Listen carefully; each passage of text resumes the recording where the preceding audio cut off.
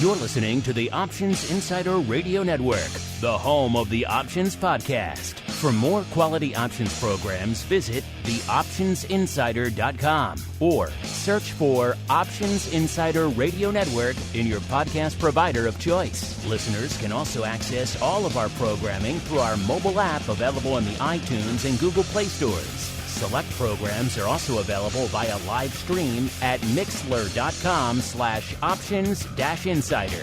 That's mixlr.com/options-insider. Don't forget to follow along with your favorite programs and submit your own questions for the hosts at twitter.com/options, stocktwits.com/options, facebook.com/theoptionsinsider, or via questions at theoptionsinsider.com.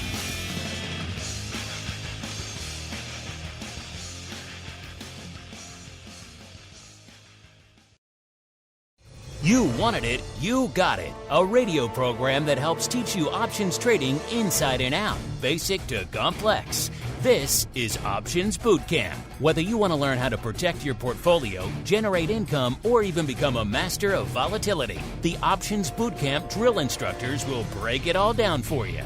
Now, let's get you into peak options trading shape. Here are your Options Bootcamp drill instructors. All right, everybody, let's do it. Let's dance. Time for episode 2 of our doubleheader of Options Bootcamp, the premier options educational program. My name, of course, Mark Longo from don't forget the optionsinsider.com.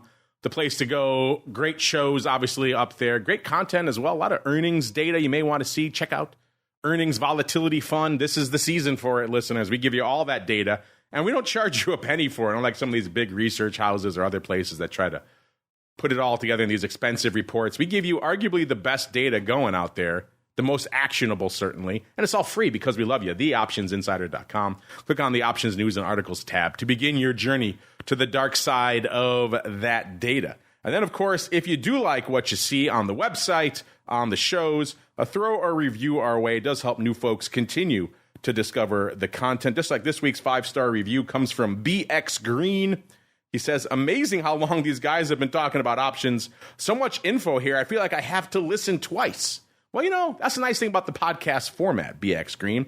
You can do it at your leisure, on your own schedule. The person next to you at the desk, if you're working or whatever the case may be, doesn't have to know you don't know this stuff. If you're supposed to be a financially savvy person, you'd be surprised how many quote-unquote pros are listening to our basic educational content, listeners. A ton of them, so you are not alone. And then also, if you missed something, don't understand something, you can just listen to it again. It's really easy. So that's why we like this format. That's why we embraced it so many years ago, 16 plus years ago. That's why we still stay with it now. Because video, you kind of still have to be available to watch. You can't be driving or doing something else. Audio, we can always get at you no matter what you're doing, where you are. And folks can listen over and over again on demand, which we love out there. So thank you, BX Green, and everyone else takes the time to rate and review out there. If you want to join all of our pro folks in the live, we're getting episode 2 in their ear holes right now. You don't want to wait a week for all these double headers, and we're going to do a lot of them. These come on all the time here, listeners. Our travel schedules here are crazy. Then head on over to theoptionsinsider.com/pro. That's the place to go to get both episodes in your ear holes instantaneously, to get a lot of other early content coming your way before it hits the network, to get a bunch of exclusive shows, including Options Oddities and Pro Q&A sessions. Just had a great one with the folks from IB. Last week had Jim Carroll, the VIXologist, on there yesterday answering your questions. So a lot of great stuff there, as well as, of course, great giveaways, pro trading crates out there, all kinds of fun. TheOptionsinsider.com/pro. Dare I say it, one of the best communities out there in the option space. People are just nice. They're cool. They're all there for the same thing. No jerks. It's a great place. TheOptionsinsider.com/pro. Speaking of jerks, let me welcome on my co-host now, my partner in crime, the black-headed one himself, Mr. Dan Passarelli from Market Taker Mentoring. Mr. P, welcome back to the program. Take no offense, sir. I'm just speaking from the heart. Well, hello there, Mark. How are you? I robbed you of your enthusiasm for the rest of the show, sir. We'll see. All right, I'll see if I can wake you up then. I'll make amends as we keep on rolling. A little bit of the old options drills. Howlin' Boots. Time for our favorite pastime, option drills. We're going to take the strategies learned during the show and teach you how they can be employed to achieve a specific objective. Do you hear me? Yes, sir!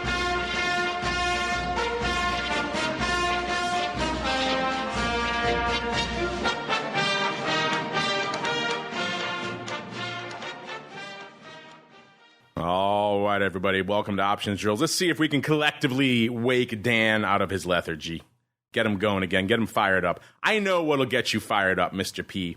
It's one of your favorite topics. It's strike selection. You think you can get back into that again this week, sir, after such a deep dive last week, a.k.a. a few minutes ago? I believe I can. All right, we'll see if we can get you fired up. Last week, listeners, of course, we touched on single leg strike selection, whether you should go out of the money, at the money, in the money, how it varies depending on long premium versus short premium. But now let's get to where the rubber really meets the road on a strike selection basis. These are spreads. And of course, there are many different flavors of spreads, many different ways you can carve up the onion in this space. And the strike selection is going to dictate a lot of how you set those up. For a lot of the spreads we talk about here on the show, could be straight verticals, could be butterflies, whatever the case may be. For a lot of them, the short strike is where you want that spread to gravitate towards. So that's going to be a lot of your crux, a lot of your focal point when you're setting these types of spreads up is where is the short leg? What's going on out there? Can I get to that in a reasonable amount of time? Can we expire around that level? These are all things that will dictate how you set these up. But Dan, you've been talking a lot about strike selection over there at MTM. Let's take it now to the 201 level. Let's talk about spreads, sir. What do you have to say about strike selection when you're setting up your spreads? Yeah, so strike selection when it comes to spreads is one of the most important things you can consider when you're setting them up. The last show we talked about doing them like an outright long calls or puts. But, you know, I mean, you can't, I mean, you can be wrong if you choose the wildly wrong strike when you're buying calls or puts. But when it comes to spreads, it's very easy to be wrong. And, you know, if you don't construct spreads right, you can have a great forecast. You can, you know, have a very logical trade. You know, you can really understand all the inner workings, the fundamentals, the technicals, but you set that spread up using the wrong strike price and you can lose money super easy. So it's extremely important to, you know, especially, well, credit spreads, wing spreads, debit spreads, and even time spreads. You know, usually those are at the money, of course, if we're doing them sort of traditional income generation. But I've become a pretty big fan of directional time spreads lately, too. And choosing the right strike for those is something also. Let's start basic and work our way up, sir. Start with our basic traditional vertical, keeping everything in the same expiration cycle, just looking up and down the options chain. Let's go long premium, then we'll go short credit spread type. How do you approach those from a strike selection basis? Yeah, so one of the big, most understood things. Oh, Mark is sending me these ridiculous comments about how he's helping me. So one of the most misunderstood things that people who are new to even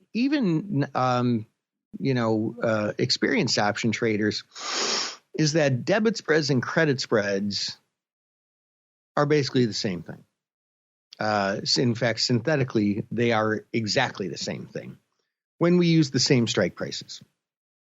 Now, many people who are newer to option trading and have developed some level of comfort with one or both of these, but aren't so in tune with what synthetics are and how they work, will give a little pushback, whether that's in your own mind or like actually verbally saying, no, Dan, you're wrong.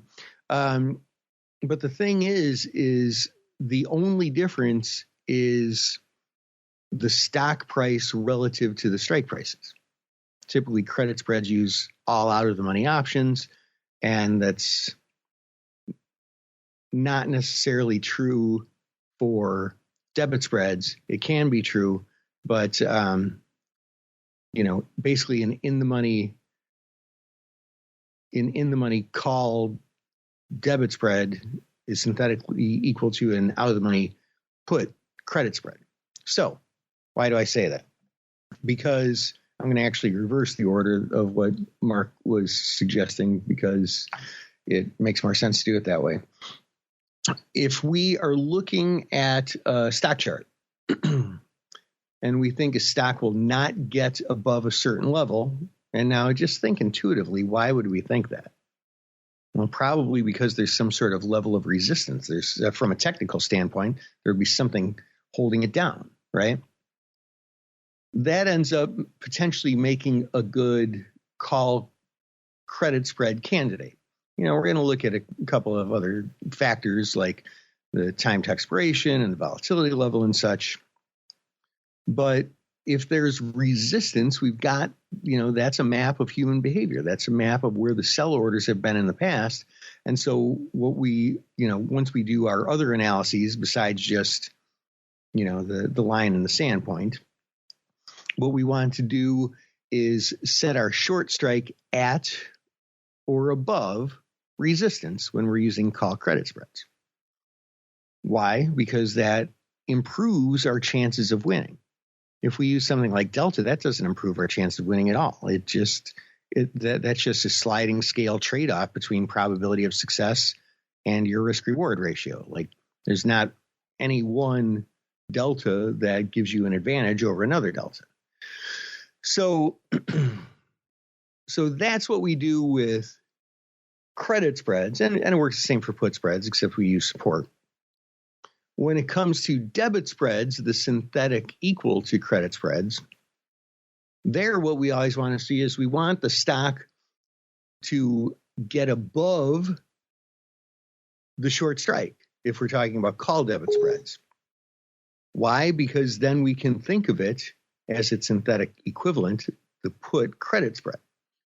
And so we're basically using the short strike,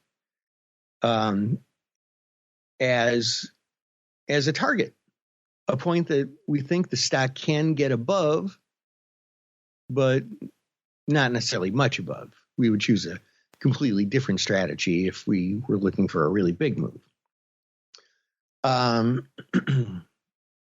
Now, there's two different strikes when it comes to a vertical spread. Working from the debit spread side of it, we discussed what the short strike, how to select the short strike. That's basically your target. But your long strike is what controls your delta. If we want to go further in the money, we get a bigger delta and it's more directionally sensitive. And we might end up in a situation where we're not paying time decay at all if we buy one in the money and sell one out of the money. Might be Vega neutral as well, which can be very beneficial. It's a little bit ironic, but it ends up being a more directional trade than buying a call if we construct our debit spreads using the correct strike prices. With credit spreads, as far as the long strike goes, we already discussed how to set up the short strike. That determines that helps determine our risk reward ratio, and how much we can make on that trade. I typically like to go consecutive strikes. You almost always get a better risk reward ratio when you go with consecutive strikes. But you can skip strikes, and we see using Credit Spread Genius, for example, that a lot of professional traders will skip strikes and skip like a lot of strikes, sell it closer to the money and buy it really, really far out. Now, that changes your risk reward ratio pretty greatly and gives you a lot more risk, but it gives you more reward too. So there's a little bit of a brain dump. I want to give people a little bit of time to digest some of that. Let's go on, because you mentioned, of course, skipping strikes. That leads directly to fly. Speaking of skipping, we'll probably skip straddles for the purposes of this conversation, and even iron condors, because for the most part, those are going to line up and orient around the at-the-money strike. So there's not a heck of a lot of strike selection nuance that goes on there. You could argue with the iron condors and even the iron flies. Where you put the wings could be a bit of a question. That's obviously going to depend on a lot of different factors there. But for the most part, the meat, the guts of those is going to be on the at-the-money strike. And that's what you're really focusing on. So for that perspective, we're going to hold off of straddles, iron flies, and iron condors on this. But you mentioned skipping strikes, which leads me directly to butterflies. Another strategy that I know a lot of our listeners like. Some like it from the long side. You think of it more as a kind of premium harvesting tool. However you look at it, Dan, what are some of your rules of thumb when picking your strikes on a fly, sir? Well, as far as strikes go, if I keep it very short term and I am looking at it as a premium harvesting thing, I mean, that ends up being pretty straightforward. I keep it at the money. Now, that being said, I can make sort of a more general statement that kind of makes things a little bit more clear and simpler, I think. Basically, what we're always trying to do with any sort of balanced butterfly, whether it's a straight butterfly or an iron butterfly, as long as we're selling the middle strike, is we're looking to set that middle strike at the point where we believe the stock will be at expiration. Now, a couple of caveats there. First of all, we're probably not going to hold this all. In fact, we're absolutely not going to hold this all the way until expiration, because one of those short options is going to be in the money, which is probably not your objective when you put on a condor or an iron condor. So we're going to take it off before expiration, but still, the way to think about it is this is where I think the stock will be at expiration. The next thing is that it's never going to be there anyway. But it's kind of like, playing darts or any game of accuracy. If you focus on trying to hit this exact spot really far away, the more you focus on that exact spot, probably the closer you get to it, right? You're not going to hit it every time unless you develop a massive amount of skill. But when we construct our butterflies or iron butterflies in such a way where, this is where I think the stock will be at expiration, even if we don't hold it all the way at expiration, even if, it's almost never going to be actually at that strike. If it just gets close to expiration, the more skill we develop in getting closer to that target, both time-wise and strike-wise, the more successful we're going to be when it comes to setting up butterflies. It's always successful, Dan. It's our listeners' questions. Let's get to some of those now. A little bit of the old mail call. Mail call. Time to look at questions submitted by our listeners.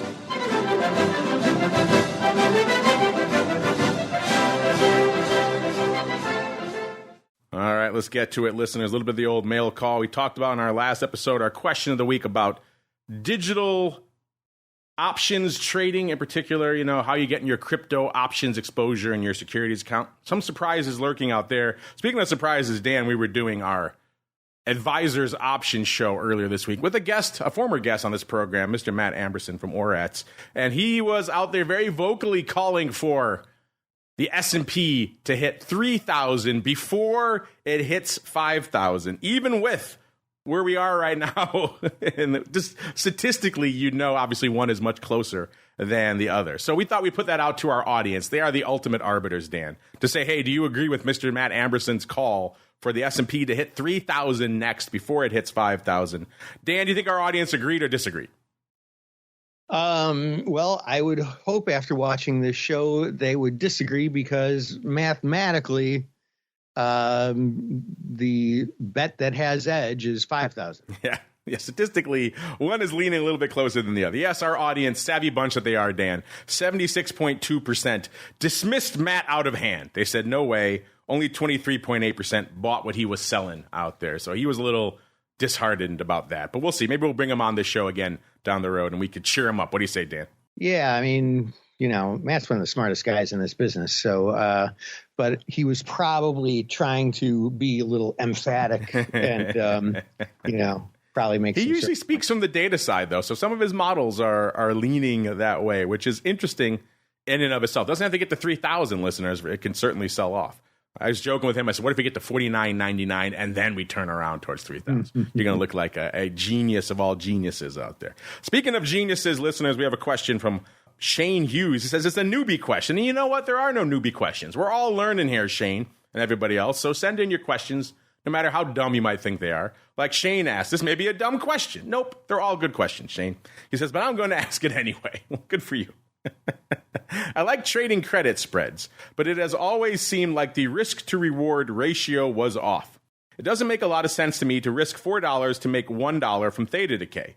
Would it make sense to use the credit received from the spread to buy an out-of-the-money call or puts to open up the potential profit side of the trade in the event a stock makes a big move? For example, if I sold an at-the-money or slightly in-the-money put on SPY and bought an out-of-the-money put and sold an out-of-the-money call, if that makes sense, bought an out-of-the-money put and an out-of-the-money call, bought it against it. If that makes sense, why don't more traders do that? If it doesn't make sense, why not? Am I missing something about the Greeks that makes this a bad play? Not a dumb question, not a bad play, Shane, just a different play. That's what you're talking about here. When you're talking about credit spreads, the key is in the name, right? Credit. That's what you're doing it for. You're there to collect that credit. Now, in your example, you're talking about selling an out-of-the-money put spread and then using that credit to finance buying an out-of-the-money call. That's a different thing than just a straight out-of-the-money put credit spread. Now you're talking about effectively a bullish risk reversal. That's what you've legged into now. You have taken the proceeds from that put credit spread and used them to finance an upside call purchase. So in that scenario now, you really diminished, if not spent, all of your credit from that put spread to buy that call. So your traditional premium harvesting type approach where you're going to make your money doesn't apply here. If you hang out here and stock doesn't really move in this scenario, you're not really making a lot of money here because you don't have a lot of credit left, if any, to sit in your account. You're really banking on now this stock turning around aggressively and blowing through that upside call strike, and that's where you're going to make your money on that strategy. So if you're going to do that from the outset, I would caution you against that. If you like the levels you've identified with the stock and you're comfortable selling a put spread on it, that's fine. That's a perfectly acceptable approach. If you decide now you also want to use that put to finance a call, that can be fine as well. But just make sure you do that analysis on the outset. Don't just waste your credit buying out-of-the-money options on the off chance that your spread goes against you, because now you've turned your trade into something else and you've gotten rid of all the reason that you got into the dance to begin with, the credit. You spent it all now. So now you need something else to happen for this trade to make money. And otherwise, if it does keep selling off, you could actually end up losing money and you don't have that credit cushion anymore. You spent it. So, yeah, it's not a stupid question. It's just a different trade. It's a bullish risk reversal. And so in that scenario, you want a cheap swing at the upside bat in case this stock aggressively turns around. It's not the same thing as just selling a put credit spread and looking to harvest that premium. Dan, what do you have to say here for Shane, who wants to know why more people aren't using the proceeds from their credit put spreads to finance out-of-the-money call purchases? I think that there's a flaw. There's a logic flaw just going into how Shane's thinking about this. So let me ask you this, Shane. Would you buy a U.S., 10-year Treasury bond that pays 25%? Because if you did, what's the worst that could happen? Well, the U.S. could go bankrupt and completely default on the bond, and you lose whatever you paid for it, which is pretty unlikely to happen.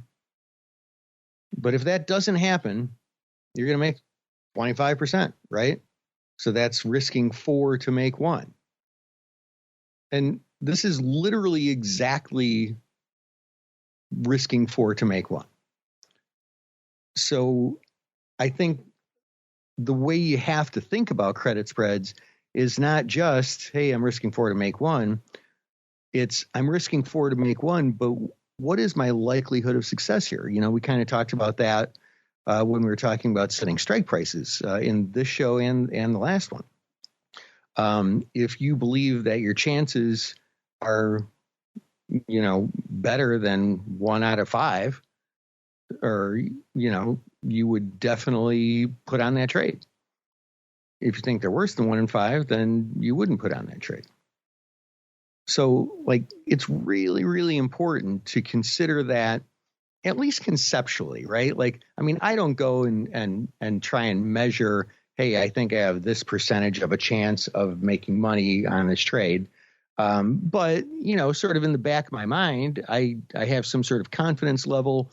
I weigh how far away from the strike it is. I weigh if there's support or resistance. And at least sort of semi-consciously do, weigh, at least from a qualitative standpoint, what my likelihood of success is, and is this risk-reward ratio, in this case 4 to 1, is it worth it? Yeah, like a good bullish risk reversal, probably more than the next guy. But you have to be careful when you're doing those. That has to be your strategy from the outset. You can't just decide to, hey, I'm going to harvest these puts, and then, oh, by the way, maybe I'll buy some calls too. That has to be the analysis. You have to say, this stock's turning around, and I think this strike is a good call to buy because it can get through there by expiration. And then I also don't mind acquiring myself some of the stock if it drops to this level, so I will sell a put against it and then use that to finance the call, so my net outlay is dramatically reduced as a result. And then, of course, in your scenario, you're also buying the out-of-the-money puts to protect against the stock really falling out of bed.